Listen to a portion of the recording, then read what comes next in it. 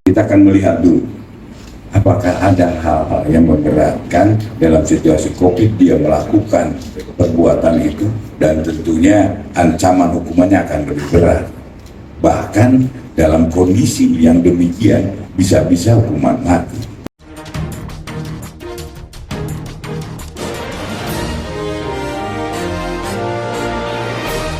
Selamat pagi para netizen dimanapun kita berada, salam inspirasi bagi kita semua. Jaksa Agung berencana tuntut hukuman mati tersangka korupsi Pertamina Patraniaga ini. Ada yang percaya nggak begitu kan ya? Ada yang percaya nggak di Indonesia ada orang korupsi dihukum mati? Sejarah dari dulu saya belum menemukan itu begitu. Apalagi di era ya reformasi hari ini begitu. Jangankan dihukum mati ya, undang-undang perampasan aset memiskinkan koruptor saja tidak berani kok, apalagi hukuman mati. Benar nggak? Jadi artinya apa? Artinya saya masih agak pesimis begitu kan ya, agak pesimis di situ. Bagaimana kalau Mulyono bisa dihukum mati nggak? Kalau Mulyono sebagai tanggung jawab besar ya, apakah bisa dihukum mati? Nah ini yang kita lihat begitu. Makanya banyak sekali para koruptor-koruptor yang sekarang ini aman-aman aja di situ begitu ya, aman-aman aja. Artinya apa? Artinya secara tidak langsung bahwa apa yang kemudian disampaikan Kejagung ini saya masih agak pesimis, bos. Ya masih agak pesimis. Ya walaupun ya Jaksa Agung ya akan berencana tutup hukuman mati ya, ini hanya menjadi gertakan saja begitu ya. Ibaratnya hanya gertakan sambal-sambalado. Ya tidak, saya kira tidak mungkin begitu. Ada orang yang dikorupsi begitu triliunan lalu dihukuman mati. Kenapa? Mereka korupsi itu ada orang-orang kuat di balik ini semua. Coba kita lihat saja, apakah yang dikorupsi kerugian negara ini begitu kan ya, hampir 1.000 triliun di situ benar-benar ditindak atau tidak? Makanya ketika ada teriak-teriak adili Jokowi ya, hukum mati Mulyono dan sebagainya, ya saya kira ini bagian dari ekspresi ya kekecewaan besar terhadap pemimpin-pemimpin sebelumnya. Jadi apakah itu didengarkan juga? Ya nggak pernah didengarkan. Jadi saya kira dengan apa yang kemudian disampaikan Kejagung ini, oke lah ya menyampaikan seperti itu. Dengan adanya Kejagung bisa independen, oke lah tidak ada masalah. Saya apresiasi kok kalau ada pejabat-pejabat yang kemudian korupsi hampir 1.000 triliun lalu kemudian dihukum mati. Saya apresiasi luar biasa. Tapi dengan situasi dan kondisi hari ini nampaknya hanya omon-omon aja begitu. Bertemu dengan Erick Thohir ya semalam saja sudah berubah kok begitu. Dari oplos menjadi blending. Makanya agak pesimis. Tapi kalau Kejagung melakukan itu, ya alhamdulillah saya bersyukur sekali. Ya ada hukuman mati begitu kan, ya. Makanya tidak heran ya masyarakat, siapapun para orang-orang kuat di situ begitu kan. Ini kan masih muda, bos. Ini orangnya masih muda sudah berani korupsi triliunan dan sebagainya begitu. Apalagi anaknya pejabat, apalagi anaknya konglomerat dan sebagainya begitu kan. Artinya secara tidak langsung ini menunjukkan bahwa anaknya konglomerat itu kuat banget di situ. Jadi saya kira ini nih banyak pertanyaan-pertanyaan yang muncul hari ini begitu kan, bahwa benar nggak nanti suatu saat nanti begitu kan akan berencana ada hukuman mati. Ini kan soal hanya berencana ya. Soal berencana, tidak pasti di situ apakah mau dihukum mati atau tidak. Jadi artinya apa? Artinya sangat disayangkan sekali begitu kan ya dari pernyataan ini, seperti yang awal bahwa dugaannya bahwa dioplos. Dugaannya dioplos, kerugian besar setiap tahun 1.193,7 triliun. Nanti akan berubah lagi pastinya begitu. Ini bukan dioplos, di blending. Padahal sama-sama dicampur begitu kan ya. Jadi saya rasa banyak muncul narasi-narasi yang kemudian hari ini begitu kan ya. Salah satunya ini, setuju bro ya. Kalau Pak Ahok harus dipanggil juga, ya saya setuju banget kata netizen ya. Dan juga mantan presiden ke-7 harus dipanggil juga. Karena 6 tahun yang lalu sudah tahu mafianya, tapi dibiarkan sampai sekarang. Ini, Jokowi klaim sudah kenali mafia migas ya. Jokowi soal korupsi Pertamina kalau ada kecurigaan udah digubuk sejak dulu. Ini kan kemarin yang menyatakan seperti itu begitu. Nampaknya seorang Jokowi mau cuci tangan. Padahal Padahal dulu sudah tahu, punya intelijen ini, punya berita ini, punya berita itu. Sebagai seorang presiden kok begitu kan. Jadi artinya apa? Sekarang ya sok mau menjadi pahlawan kesiangan.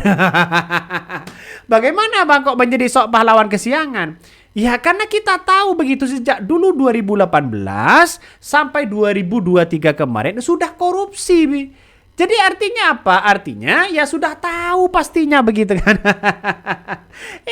ini kita lihat saja begitu. Makanya ya orang-orang akan menganggap ya biasalah begitu kan. Ya biasalah kayak begitu.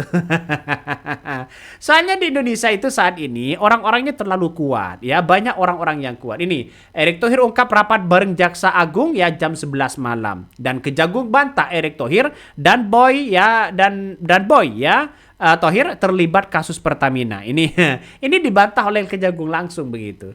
Mau dihukum mati, saya kira ini hanya ya berencana oke lah tidak ada masalah. Itu apresiasi yang sangat luar biasa kalau direalisasikan. Tapi kalau tidak, bagaimana mungkin? Ya orang-orang yang seperti koruptor pasti akan tertawa begitu kan. Dengan adanya hukuman mati. Makanya jangankan hukuman mati begitu. Jangankan hukuman perampasan aset saja undang-undangnya masih bergulir, Bos.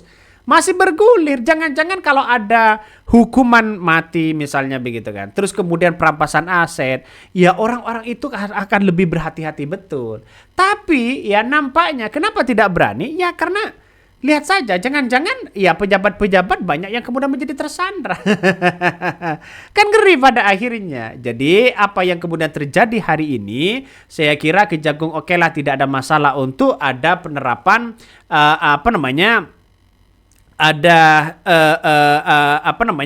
ada berencana begitu kan ya untuk tuntutan hukuman mati ya silakan begitu. Jadi kayak Sambo sekarang, apakah dihukum seumur hidup? Atau sudah ke 20 tahun atau bagaimana? Kita tunggu saja. Ya, karena kita tidak tahu begitu kan apa yang kemudian terjadi di negara kita ya. Kalau Prabowo tegas benar-benar tegas ya silahkan begitu. Tapi pada kenyataannya ya Jokowi masih kuat kok begitu kan. Ya apa hubungannya dengan Jokowi Bang? Jokowi itu sebagai mantan presiden tahu begitu taktik politiknya. Ya tahu di situ begitu, tidak mungkin akan ditegak bahwa sampai hukuman seumur hidup dan sebagainya atau hukuman mati. Ini kan ngeri sedap ya. Coba baca lagi komentar-komentar dari netizen ya. Banyak sekali pro dan kontra ini. Ini ya apa yang kemudian terjadi begitu kan ini. Yang ini juga ya tokoh ngomong sudah kembali mafia migas, pernah murka di Pertaminanya. Ini banyak sekali kritikan-kritikan itu begitu. Data-data di media begitu mulai detik.com ya CNBC begitu kan ya. Ini sudah mulai muncul CNN. Coba kita baca ini. Jokowi klaim resmi ya sudah kenali yang mafia migas. Lalu kemudian muncul lagi Jokowi mau berantas mafia migas ya, andalkan Ahok saja tak cukup kabarnya begitu kan. Murkanya Jokowi ke Pertamina dan reaksi tegas Ahok. Tapi kan semuanya kan hanya omong-omong doang, Mana bisa mereka akan ditindak seadil-adilnya begitu kan ya? Tidak mungkin lah begitu. Artinya apa? Artinya saya kira masih agak pesimis begitu di dalam di negara kita untuk berencana hukuman mati dan sebagainya begitu kan ya. Tapi kalau narkoboy itu sudah banyak. Orang-orang yang korupsi itu orang-orang yang kuat, Bos. Saya kira orang yang ditangkap ini kan masih muda-muda. Kok bisa-bisanya begitu kan? Saya kira tidak mungkin akan menikmati begitu 9 orang menikmati hampir 966 triliun. Jadi ada apa di balik ini semua ya? Ya makanya dengan adanya kerugian besar seperti ini kan setidaknya bagi kami kalau toh pada hakikatnya mau diberantas begitu kan ya, setidaknya begitu kan. Silakan ya, setidaknya ada hukum perampasan aset. Ahok berani buka-bukaan begitu. Ahok pun berani buka-bukaan soal bagaimana yang terjadi di Pertamina. Bobroknya di Pertamina ini bagaimana? Ini akan dibongkar oleh Ahok. Makanya Ahok itu dipanggil, Jokowi juga dipanggil. Diminta pertanggungjawaban. Kabarnya sudah tahu siapa begitu mafia migas itu. Makanya ya orang-orang akan menganggap ya jangan-jangan di negara kita begitu kan ya, di negara kita ya hanya itu aja. Orang koruptor paling dihukum masih 5 tahun 10 tahun begitu kan, 20 tahun maksimal. Orang-orang koruptor itu ya di situ begitu. Karena apa? Karena mereka banyak duitnya banyak begitu kan ya, hasil koruptor, hasil curi uang dan uang rakyat dan sebagainya. Padahal kita tahu begitu di negara kita masih kurang apa begitu, gajinya mereka sangat luar biasa begitu kan, sehingga apa yang terjadi ya, yang terjadi masih rakus, masih menginginkan uang rakyat dan sebagainya. Ini kan pertanda bahwa negara kita itu sudah tidak baik-baik aja. Jangankan ganti presiden yang begitu kuat, tegas kabarnya begitu kan. Kalau belum memimpin ketegasannya sangat luar biasa. Ternyata sama aja begitu. Ya, apakah ketegasan itu begitu kan harus dibuktikan? Ya harus dibuktikan dong ya. Ya makanya saya berbicara presiden kita Prabowo Subianto begitu kan. Ya kalau dulu 2014-2019 mereka kritik keras begitu kan. Ya setelah memimpin sekarang ya yang dihadapi itu tembok besar, para oligarki begitu kan. Ya, para oligarki, orang-orang yang punya kepentingan besar ya. Tapi ingat begitu kan. Kemarin saja Prabowo mengundang para pengusaha. Ya, ini gimana begitu kan? Termasuk ada aguan di situ begitu. Jadi saya kira dengan adanya seperti ini ya, rencana dari Kejagung ini akan orang-orang yang ditahan ini begitu, orang-orang yang korupsi di Pertamina berencana dihukum mati. Saya apresiasi luar biasa. Tapi nampaknya ini tidak mungkin ya bagi kami nggak tahu dengan yang lain begitu. Dan bahkan sekarang kita lihat saja konsumennya banyak kecewa dan trauma terkait dugaan BBM oplos Pertamina beralih ke SPBU swasta. Sudah banyak yang kecewa di situ begitu. Jadi saya kira kita tunggu saja apakah Jokowi ini bisa dipanggil atau bagaimana. Mungkin itu yang kami sampaikan ya, tonton terus channel Hodari Podcast Rakyat ini, jangan lupa di subscribe.